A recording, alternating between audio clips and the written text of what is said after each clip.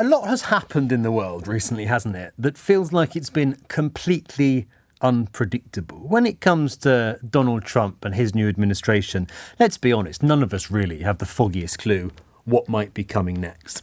So it's good to know, perhaps, that at least some things in this topsy-turvy world are predictable, that the planet hasn't been turned completely on its head. And I think we got that today. Because into that category firmly, in my view, comes Vladimir Putin's decision to reject Donald Trump's plan for a ceasefire in Ukraine. Now, you'll remember earlier this week, that plan was thrashed out during talks between the US and Ukraine in Saudi Arabia. It would have involved a 30-day pause in fighting on the air, at sea, in the air, at sea and on the ground as well.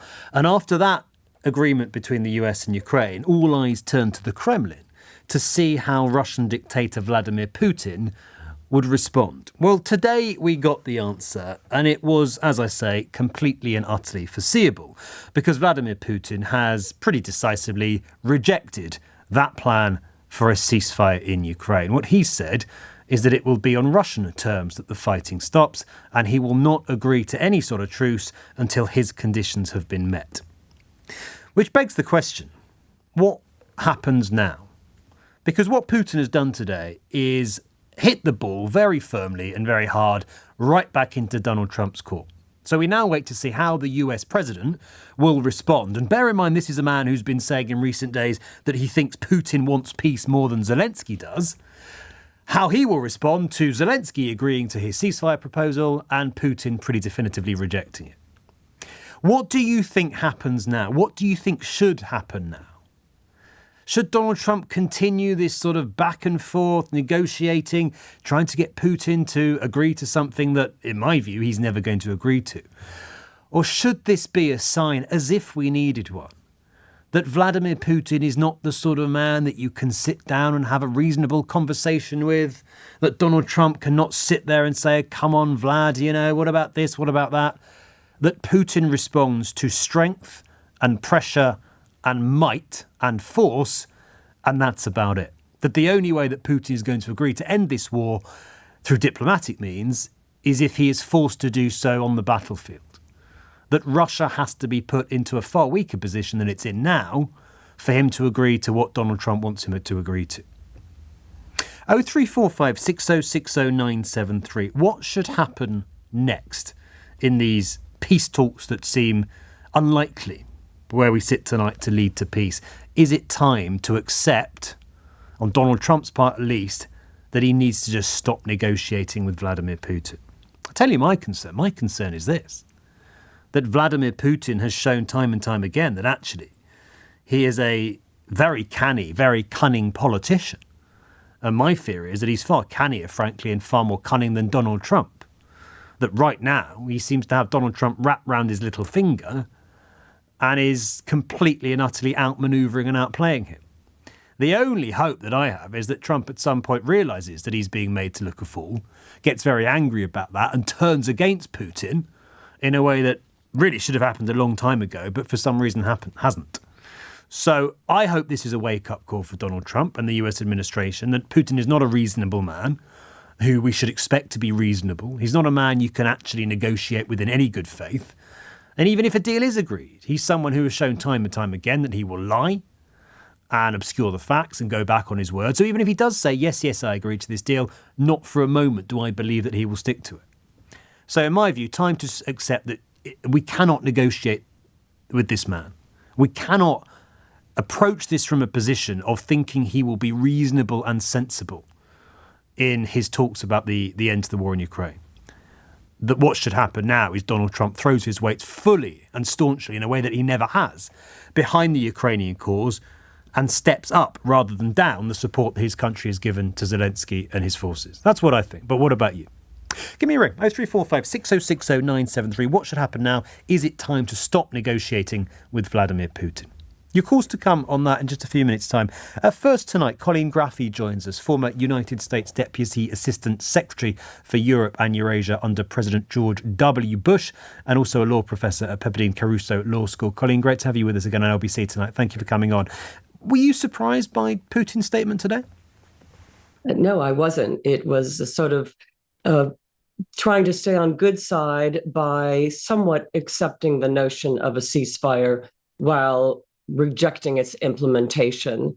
He really doesn't want peace. He wants more time so he can take back the Kursk region in Russia that Zelensky and Ukraine were able to take, so that Zelensky does not have a bargaining chip to get back Ukrainian lands. And Putin doesn't want peace because he wants Ukraine. Mm-hmm.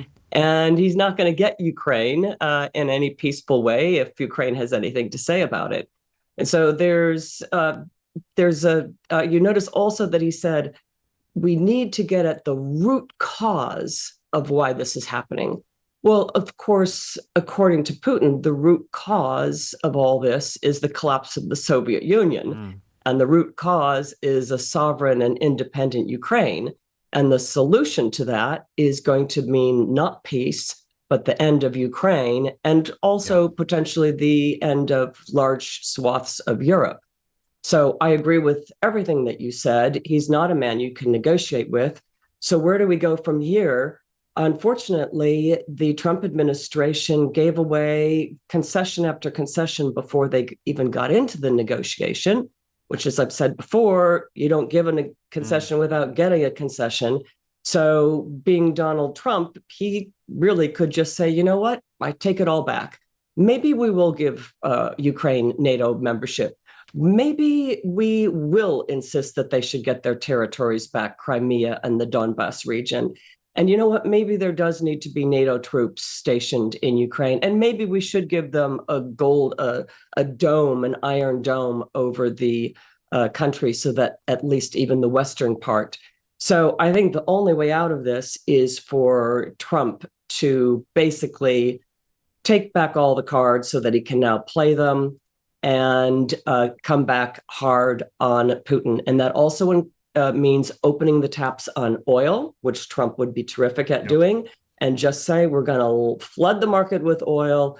Oil prices are going to go down. We're going to go after your ghost ships with these transportation of oil, so that we're really cutting the only means of money that Russia's had, which is through oil.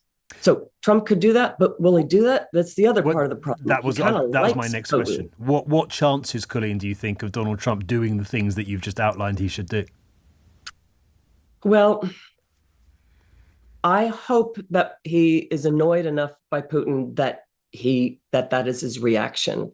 My fear is that he just goes to, I want a deal, and a deal at any cost. And the easiest way is he's got leverage over Ukraine. We saw that with him turning on and off the intelligence and arms. So I'm afraid the weak link is Ukraine, and that will be his way of getting a deal, is capitulation.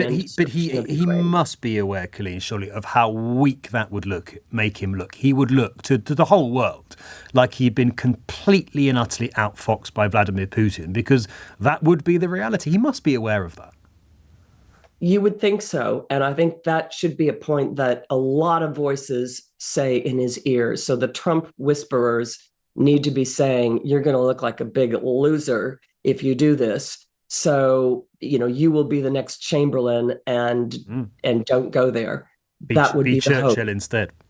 That will shore him up. Be Churchill, not Chamberlain. That will be the mantra. Yeah. When you said that you cannot negotiate with Vladimir Putin, Colleen, and I share that view, of course, is the reality, though, at some point this war will not end unless there is some set of talks with Putin. We just hope that they're from a position of weakness on the Russian part rather than of strength. But at some point, there will have to be a sit down around a table, won't there? Yes, there will be, but the only way that will happen is if Ukraine is in a position of strength. And that means a complete shift in what the United States has been doing. And of course, it is a good opening that Europe is getting its act together, also identifying funds, getting these Russian frozen assets and finding a way of making use of those. Europe building up their munitions capabilities, and also finding a way to at least protect Ukraine by air over the western part of Ukraine so that refugees can return. There can be more mobilization, and they can also manufacture arms without fear and have energy and electricity and gas without fear of destruction. Colleen, let me ask you just lastly, as someone who's served under a Republican president, I don't know if you'd consider yourself a Republican yourself, or would have done in the past at least, but the Republican Party's sort of very firm tilt in a pro-Putin direction. I mean, you've got not just Donald Trump saying very positive things about the Russian despot, but a lot of people around him going even further. How has that happened, and what do you make of it? Well, I do consider myself a Republican, a true, real Republican, not a Donald Trump Republican who's basically just captured the channel. And I think what's happened is that you have someone who is really capable of bullying, and he has leverage because he's got the world's richest man by his side, and they can primary members of Congress. And that threat of members of Congress knowing that there's going to be someone to the further right that will, we've used the verb primary now, that will get them out in the next election, and also actual personal fear. I mean, it's really scary that politicians and judges are saying the fear of the MAGA group that will dox them, that will put out their address, their phone number, and then you have, people that will threaten them or their families. It's very scary. And so wow. What needs to happen is a way of addressing this fear by the politicians of standing up to Trump. But that's quite a statement, Claire. It's quite a situation. Republican politicians, senators, congressmen and women doing what Donald Trump wants them to do because they fear for their families' safety and lives if they don't. It's serious. It's very serious. And we've seen why. Look at the 6th of January. Colleen, thank you very much indeed for coming on and talking to us tonight. Colleen Graffy, former United States Deputy Assistant Secretary under President George W. Bush, now a law professor at Pepperdine Caruso Law School.